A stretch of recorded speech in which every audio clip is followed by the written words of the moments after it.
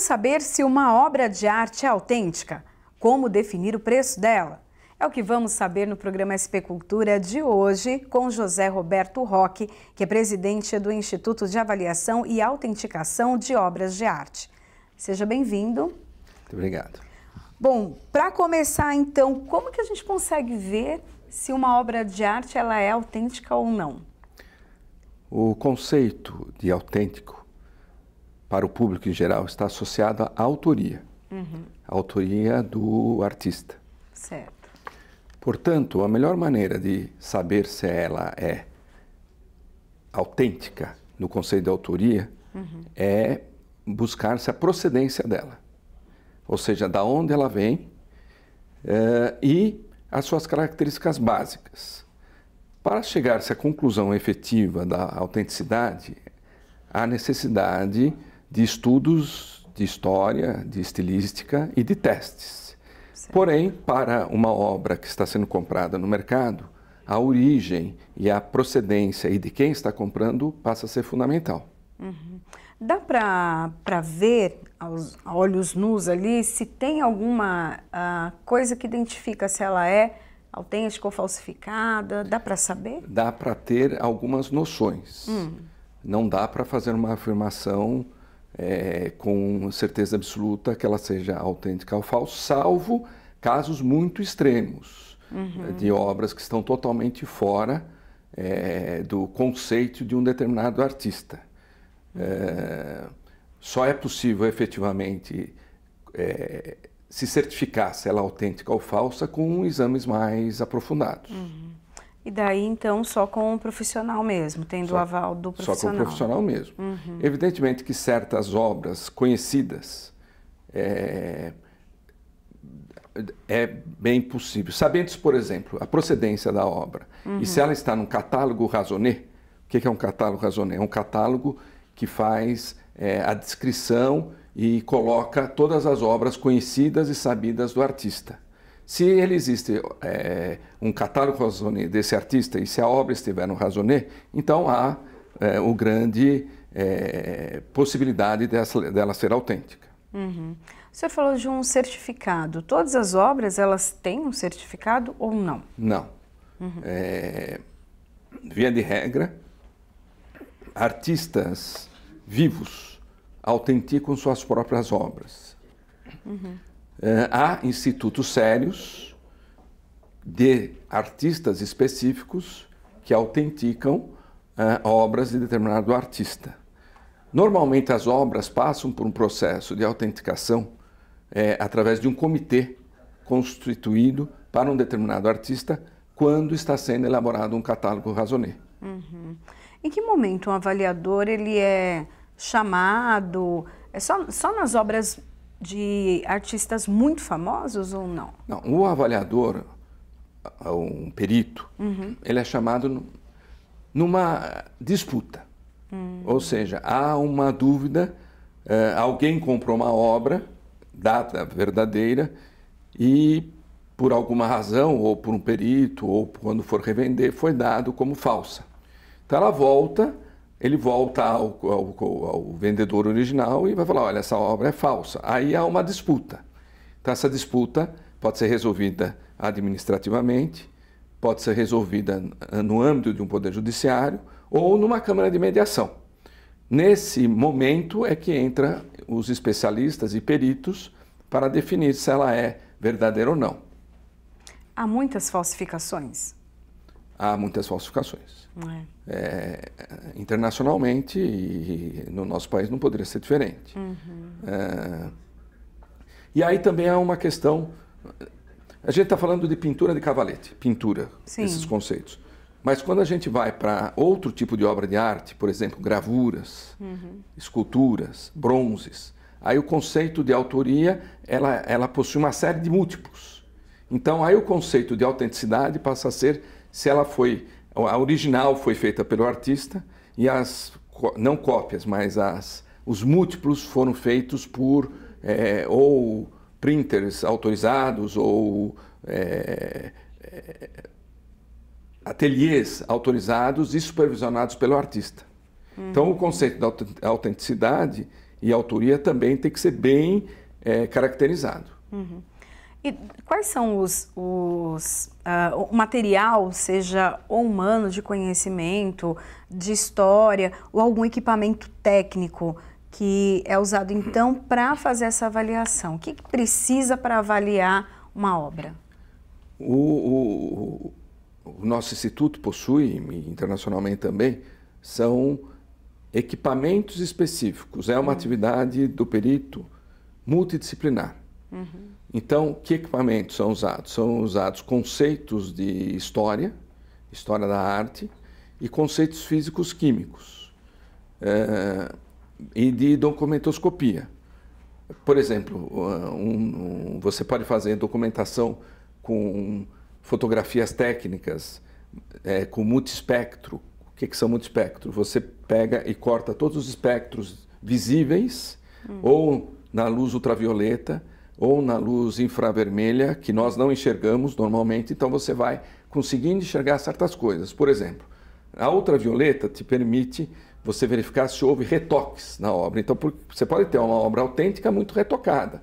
Ela já perde parte das suas características. Certo. Por quê? Porque uma obra de arte ela também requer manutenção. Ela vai se desgastando. E ao se desgastar, pelo uso mal cuidado ou não, pelo próprio tempo, ela requer que seja feita a manutenção, restauros. Certo. Então tem que ser pessoas que são especialistas em restauro, bons restauradores. Quando você vai do outro lado do espectro, por exemplo, no infravermelho, você vai começar a enxergar coisas que você não enxerga a olho nu. Por exemplo, você vai enxergar desenhos atrás da camada pictórica. Tá certo? Isso você não enxerga. Sim. Esses desenhos que você enxerga atrás da camada pictórica podem caracterizar um determinado artista ou uma determinada escola do artista. Certo. Você também pode tirar raio-x. No raio-x você vai enxergar outras coisas. Por exemplo, arrependimentos ou outras obras usadas naquela tela. Isso são alguns testes, alguns elementos. Outro elemento físico-químico são testes com fibra óptica, com acelerador de partículas, com o que se chama espectrometria Raman. São vários elementos afeitos à área de química, de física e de história, dentre outros. Estou falando de cavalete. Se você vai aí para uma obra de arte, uma escultura grande, aí você tem processos corrosivos, processos construtivos, aí são engenheiros já que tem que ser colocados, ou se ela tiver madeira, especialistas em madeira, e aí vai. Então é uma multidisciplinaridade mesmo. Como precificar uma obra de arte? A gente vê que tem umas que custam assim, milhões, né? E outras que são tão bonitas e já têm um preço mais acessível. Bom, aí a gente entra numa área que é interessante eu falar a diferença entre o preço e valor, né? Porque o que a gente enxerga é o preço. E uma obra de arte tem um valor além do preço. Ele pode ter um valor cultural, ele pode ter um valor histórico. Não necessariamente esses valores estão precificados, porque é um preço de mercado. Então, voltando ao preço. E aí, ou o valor econômico. Quando a gente vai valorizar uma obra em termos de valor econômico, você vai levar em conta transações realizadas, pelo menos nos últimos 5 anos, de obras assemelhadas, porque uma obra é única. Sim. Você não existe uma obra igual a outra. O que é uma obra assemelhada? Do mesmo artista, do mesmo estilo, com dimensões compatíveis, com técnicas compatíveis, isso são obras assemelhadas. Então, são usados algoritmos econométricos para definir esses preços, com preços listados. Certo. Isso define o preço justo, que é o preço de mercado. Não é o preço da transação. Quando você vai num leilão, eventualmente esse preço... Normalmente quando você vai num leilão, ele vai dar assim, preço estimado. Esse preço estimado é desse que eu falei antes. Certo. É o preço que você estima, dadas as séries. Ele pode sair muito mais alto ou muito mais baixo. Surge um novo parâmetro de preço. Esse é o preço da transação, efetivado naquele momento, que pode levar em consideração vários aspectos. Naquele momento particular, um colecionador está esperando aquela obra. Algumas coisas. Interessante voltar um pouco naquela tua pergunta anterior, que quando um perito é chamado. Um perito também é chamado nesse aspecto. Quando você tem, por exemplo, um espólio. Você tem uma divisão, uma partilha de bens. Então você tem que valorizar e saber se são verdadeiras para poder definir os preços para os herdeiros, tá certo? Voltando à questão do preço. Você pega, por exemplo, uma Tarsila do Amaral, que tivemos essa grande exposição aqui, e anteriormente a venda do Lua, que é um quadro que tem o preço maior brasileiro no exterior, que é vendido a 20 milhões de dólares, que é um aspecto todo muito diferenciado do preço que normalmente estava sendo utilizado ou o mercado estava dando para Tarsilas, que já eram valorizadas. Agora esse valor está fora do padrão. Aí você falou agora milhões, né? Quando a gente tem vários artesãos, artistas, né, aqui no Brasil, quando ele vai colocar o preço na obra dele, quanto ele vai cobrar, o que ele leva em consideração, né? O senhor falou, tem a questão do valor, o que ele, né, pensou, o momento dele, o nome dele naquele momento, mas como que ele coloca preço numa obra? Aí a gente tem o mercado primário e o mercado secundário. Esse que eu falei do preço é o mercado secundário. Certo. Não é aquele mercado da primeira venda. É que um artista já vendeu para alguém e esse daí já está revendendo. Esse é o mercado secundário. O mercado primário de artistas vivos são feitos através de galerias, normalmente não de leilões. E aí, da mesma forma como um artesão. Aí ele não tem uma galeria, mas ele está vendendo a primeira vez. Aí ele define o seu preço. O que é o seu preço? O seu preço é aquele que lhe convém, aquele que lhe traz satisfação ou sobrevivência. Se o mercado vai comprar um preço maior ou um preço menor, aí já é uma questão de mercado, tá certo? Mas aí é uma definição de preço dado. Não tem a ver necessariamente com o trabalho, o tempo gasto ou o material utilizado. Mas pode ter. Por exemplo, um artista, ele pode valorizar sua obra através de uma galeria, tendo em vista o custo que ela fez mais tantos por cento. Entendi. Tá certo? Agora, você tem artistas muito valorizados brasileiros que certamente, mesmo primários, por exemplo, Beatriz Milhazes, que tem valores de suas obras no mercado primário, evidentemente muito superior ao valor intrínseco do que se gastou no produto. Certo. Mas isto é porque ela tem a sua valorização de mercado. Os quadros, né, falando em obras, quadros, os mais antigos, eles têm uma valorização maior? Não necessariamente. Certo. Os mais antigos de pintores famosos, eles podem ter uma valorização muito alta. Por exemplo, o Salvatore Mundi, que é o quadro mais caro já vendido, do Leonardo da Vinci, foi vendido 400 milhões de dólares. É o quadro mais caro vendido, foi vendido o ano passado. Mas não significa que um quadro de um pintor sem projeção tem um valor maior do que um pintor da atualidade. Não significa isso. Interessante também que quando você recebe um quadro antigo, você recebeu um quadro, uma obra de arte. Para você chegar à conclusão que aquela obra de arte é de um autor, é um longo caminho. E outro longo caminho é você chegar à conclusão que é aquele artista e convencer o mercado que é aquele artista.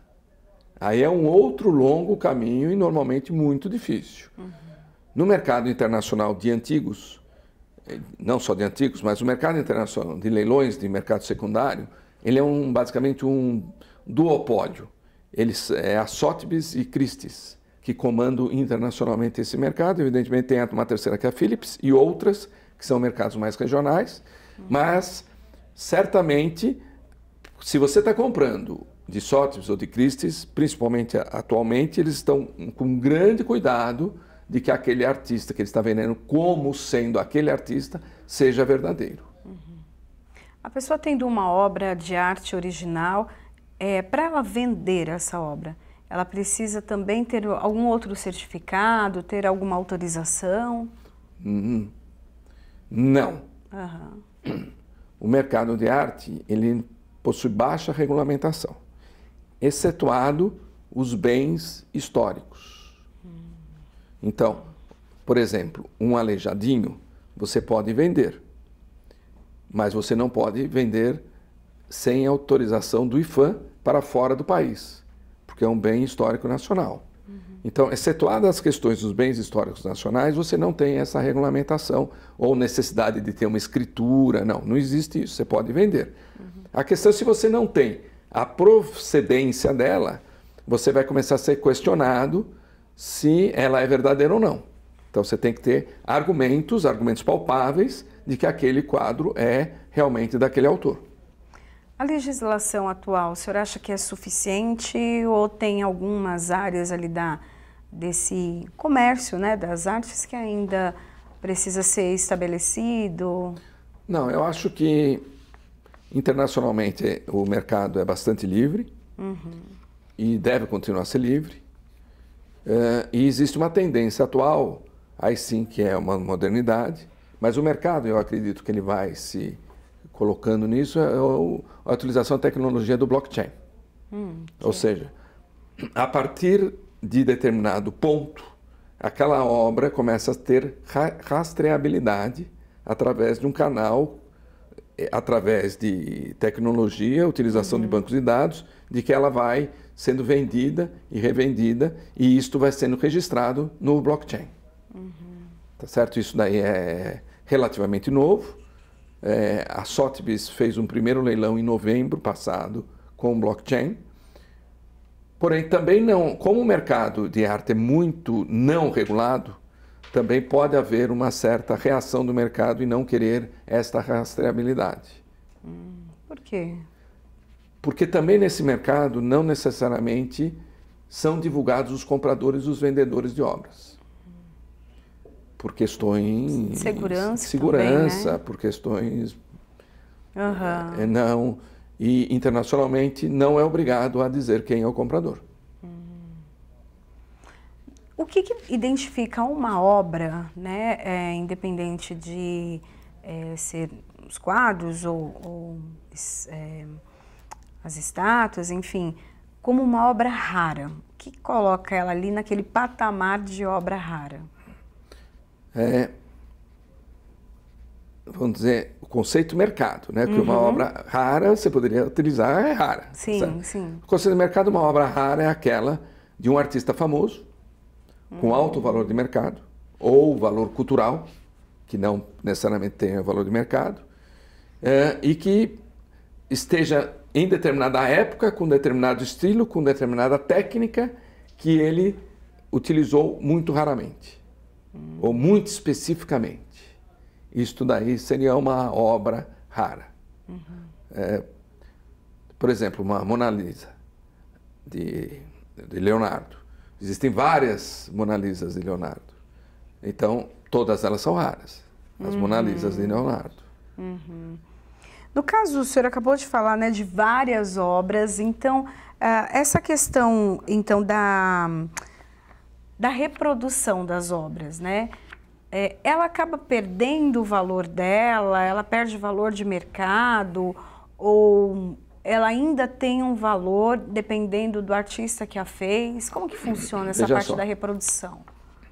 Uma obra de arte é única. Copiar a obra de arte não é crime. Certo. O crime é vender como sendo original. E, evidentemente, uma cópia tem muito menor valor do que o original. Porque o original é o original, é a mãe, tá certo? Então, uma cópia, se você pensar não em pintura de cavalete, mas se você pensar em gravura ou em esculturas de bronze, elas são feitas para ter uma série. Então, nesse caso de gravura e de escultura de bronze, não são cópias. São séries, ou seja, existem 20 peças iguais. E as 20 peças iguais, elas vão ter o mesmo valor. Por quê? Porque foram feitas para ser assim. Certo. Isto não é uma cópia no sentido de que foi copiada posteriormente. Uma cópia feita posteriormente, ela não é uma obra de arte. Ela é uma cópia de uma obra de arte. Ok. Veja, os falsificadores são artistas. E sim. podem ser muito bons artistas. Existem falsificadores muito conhecidos na história da arte que são artistas espetaculares. E alguns deles, inclusive, após serem condenados, passaram a ter obras com valores muito grandes. Né? Queria que você falasse um pouco até sobre essa falsificação. Então, qual a punição para quem é pego, então, falsificando uma obra? Bom, a falsificação é um estelionato. Né? Então, ela está tipificada como crime no Código Penal. Com pena de, precisaria dar uma olhadinha no Código Penal, mas pena de reclusão mais multa, como qualquer outro crime. Certo. Agora, o crime está realizado quando ele fez uma reprodução ou uma cópia com o objetivo de enganar alguém. Ou de obter lucro através do comércio de uma obra falsificada. Aí está o crime. Por quê? É interessante isso também. Na história da humanidade, se você pegar século XV, século XVI, ou até século XIX, até hoje, como é que você aprende arte, um pintor? Você vai no museu e você copia. Isso é um processo de aprendizagem. Isso não significa que você está fraudando ou você está copiando para fins de má fé. Aquilo você está aprendendo. Sim. E pode ser uma cópia fiel. O que você não pode é vender como tal. Certo. Bom, a gente está chegando então no finalzinho do nosso programa. O senhor tem alguma dica, alguma orientação para quem está em casa? Bom, primeiro agradecer a gentileza de você ter feito essas perguntas. Obrigada. Segunda, para quem quer comprar obra de arte, procure comprar em um comércio com credibilidade. Aquele que tem o que perder, ou seja, aquele vendedor que tem o que perder. Porque se você tiver um problema, ele tem como responder. Então, acho que a dica é essa, comprar de locais que têm respeitabilidade. Ok, muito obrigada então pelas suas informações. Obrigado. Bom, o programa SP Cultura fica por aqui. A gente se encontra na programação da Rede Alesp e no nosso canal no YouTube. Tchau, tchau.